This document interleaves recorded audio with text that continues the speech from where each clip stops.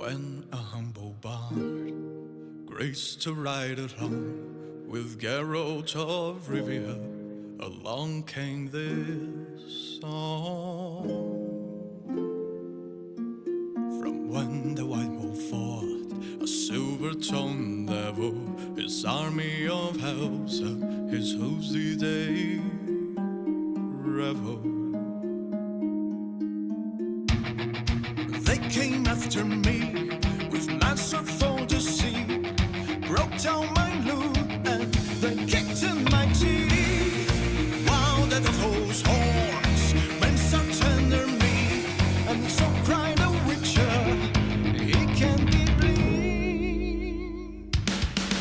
Toss a coin to your witcher, oh valley of plenty, oh valley of plenty, oh. Toss a coin to your witcher, oh valley of plenty.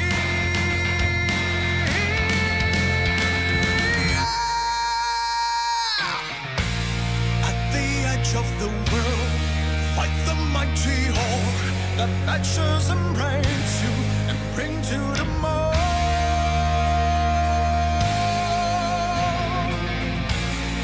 He thrusts every elf far back on the shelf, high up on the mountain from whence he came. Yeah! He wiped out your past, cock it to his chest. He's a friend of humanity, so give him the rest. That's my epic tale, a champion prevailed, defeated the villain, now for him some hell. Toss a coin to your witcher, oh valley of plenty, oh valley of plenty, oh. Toss a coin to your witcher, a friend of humanity. Toss a coin to your witcher, oh valley of plenty, oh valley of plenty, ah. Toss a coin to your witcher, a friend of humanity. Wow! Toss a coin to your witcher, valley of plenty, valley of plenty, oh. Toss a coin to your witcher, a friend of humanity.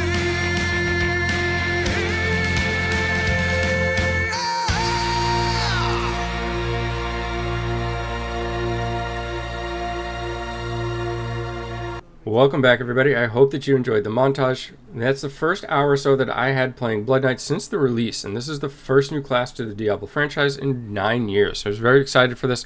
Been a lot of fun so far. Now, I think that it makes sense to talk about the essences rather than just post them on the screen, which I did with things like the set items and so forth.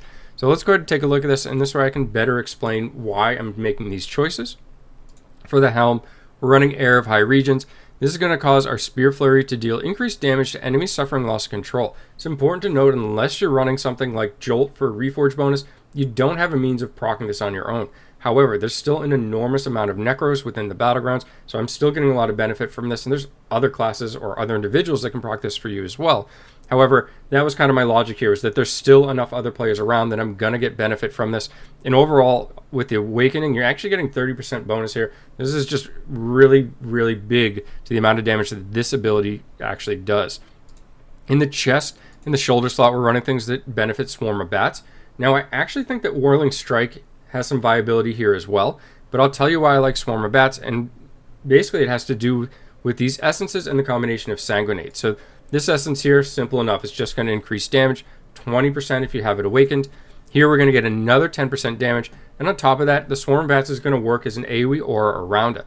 Similar to how maybe Consecration will work if you have the essence that allows that to travel with you, we can then use Sanguinate and travel this essence and all this increased damage and run it as an aura and basically run into things, or something similar to the Fire or Barb, and I really like this effect.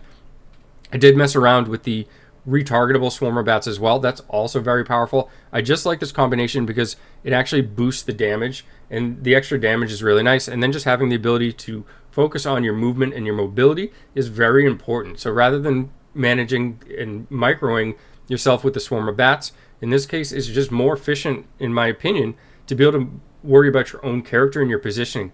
The Blood Knight in general is really immobile, and everything we're doing to this build, aside from swarm of bats, is basically to increase our mobility. And if you really think about it, adding this essence to swarm of bats is kind of increasing our mobility as well. Although it's not doing it directly, it indirectly is allowing us to not worry about repositioning it. And that's why I made this choice, because everything I've done in this build has to do with adding mobility to this class.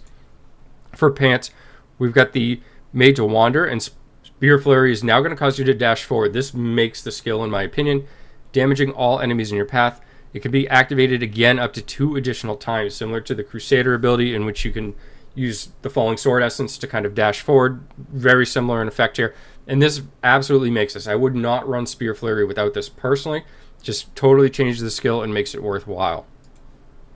We have Red Concord. This is affecting Whirling Strike, which I don't have in my bar at this time. I just don't have anything else unlocked, and there wasn't another choice I could put in here, so I will absolutely update this if I find anything. And when I glance through the essences in general, it might actually be a situation where we don't have another essence to throw in for this particular build.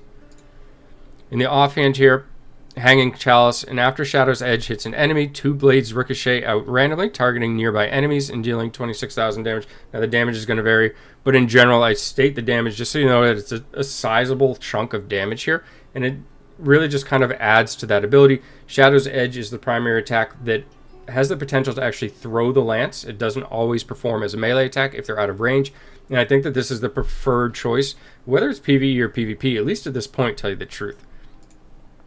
For the main hand in the other slot, I'm using Leaping Smash, and Skewer is now going to cause you to leap into the air. This is going to add some iframes. It also causes a knockup, which is super powerful because it's not affected by resistance or potency, so valuable for players of all resonance and so forth.